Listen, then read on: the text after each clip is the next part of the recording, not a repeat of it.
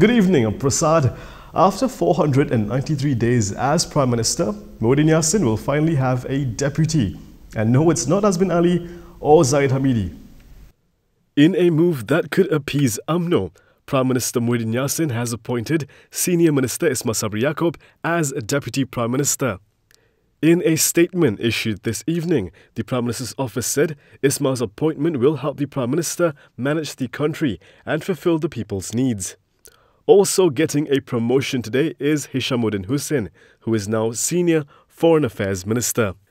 Hishammuddin will also be taking charge of the government security cluster, filling the position previously held by Ismail. The PMO said both appointments have been communicated to the Yang di-Pertuan Agong and are effective immediately. The PMO added that it hoped that these appointments will further strengthen the Perikatan Nasional Government to face the COVID-19 pandemic by uniting the parties that form the ruling coalition. Previously, UMNO President Ahmad Zahid Hamidi issued a 14-day ultimatum for Putrajaya to heed the royal decree to reconvene Parliament. UMNO has not reached a decision on whether to withdraw support for the Perikatan Nasional Federal Government as of the time of reporting. Lim Kit Siang has apologized for his response to Hadi Awang after realizing he misunderstood what the past leader said, but that won't stop the cops from investigating the DAP leader. DAP veteran Lim Kit Siang has apologized for his comments on past President Abdul Hadi Awang's statement that the COVID-19 pandemic is a test from God that only Allah's government can overcome. Lim said he decided to retract and apologize for his statement after being told that he had misunderstood Hadi's message. This comes after the Royal Malaysian Police was instructed to investigate the statement issued by the DAP's Iskandar Puteri MP. Yesterday, Home Minister Hamzah Zainuddin said Lim's statement could be seen as seditious. Tetapi mereka yang ada dalam negara kita ini, tolong bantu kita waktu ini untuk tidak memecah belahkan sesiapa. Ini nampak, kalau betul dia lakukan, apa masalah beliau dengan Allah SWT? Walaupun dia tak kenal siapa Allah SWT, saya nak maklumkan, dia bukan hanya Allah kepada orang Islam, tetapi dia adalah merupakan Tuhan kepada semua manusia yang ada di muka bumi ini.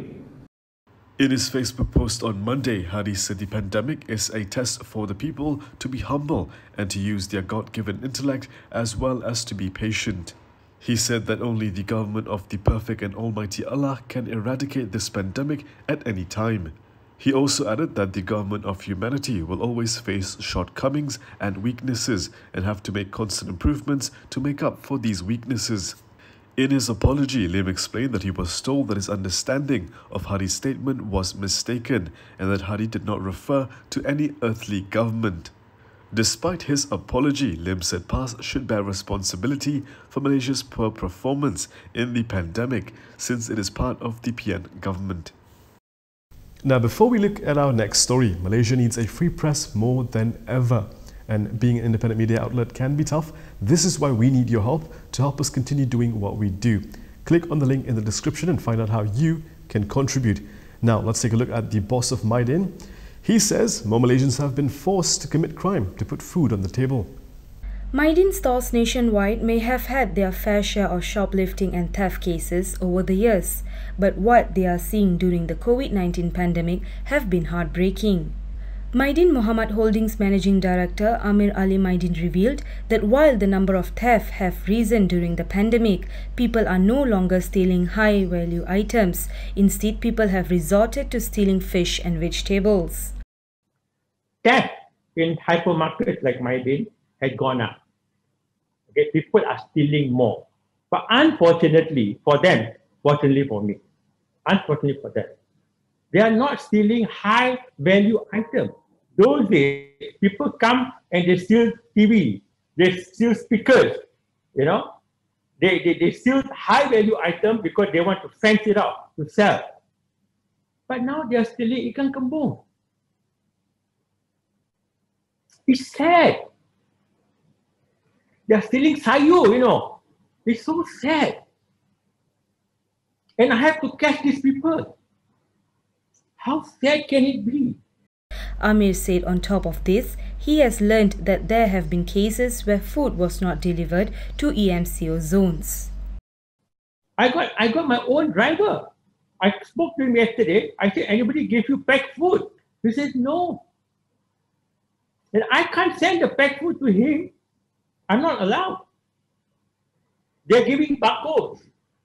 But remember, the barcode is rice, sugar, and flour. How do you cook this thing? There's no vegetables. There's no fish.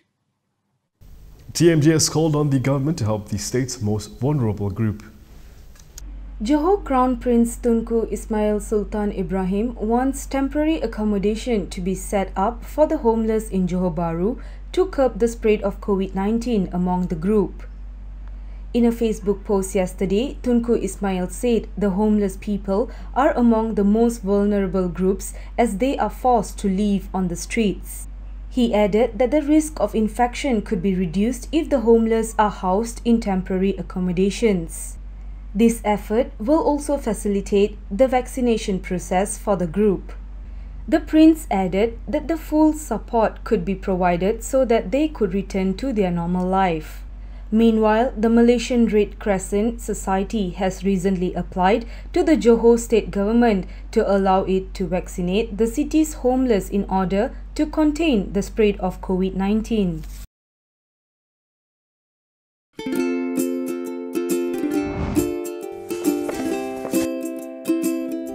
Shellfish, red meat, and beer.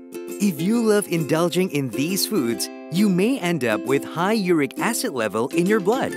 These foods consist high level of purine, a substance that will eventually break down into uric acid and be excreted through our urine. It is recommended that the amount of dietary purines should be kept between 600 to 1000 milligrams per day.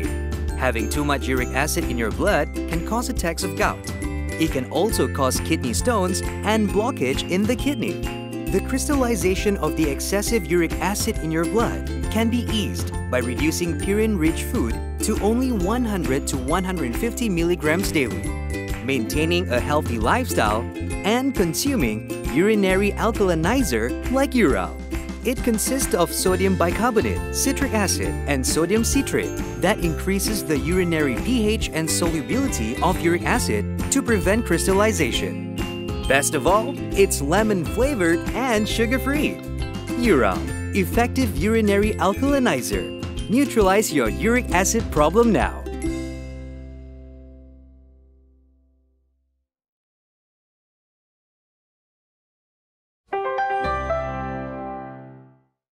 A lawmaker from Kelantan says people are out to damage his reputation after an allegation that he participated in a solemnization ceremony through the phone surfaced. Che Abdullah Matnawi, Deputy Agriculture and Food Industries Minister, has asked to be given space after claims of him entering into a dubious marriage surfaced. In an interview with Sinar Harian, the past politician apologized if the issue had offended anyone, but did not appear to confirm or deny the allegations.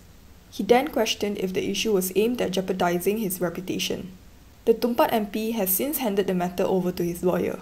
Previously, Astro Awani reported that a deputy minister who was an MP from Kelantan had allegedly participated in a solemnization ceremony through the phone during the MCO. The alleged marriage certificate was dated June 1st and attributed to Thailand's Naratiwat Islamic Council. However, an official from the council told the news organisation that it does not perform solemnization ceremonies through the phone. The council will thus investigate the alleged ceremony by contacting the imam involved who resides at the Thai-Kelantan border. And that is all from me today. For more stories, you can go to KiniTV.com. You can also follow us on Instagram, Twitter, YouTube and Facebook for the latest news updates. If you'd like to support independent media, do consider subscribing to MalaysiaKini.com. I'm Prasad Michael. Thank you for watching.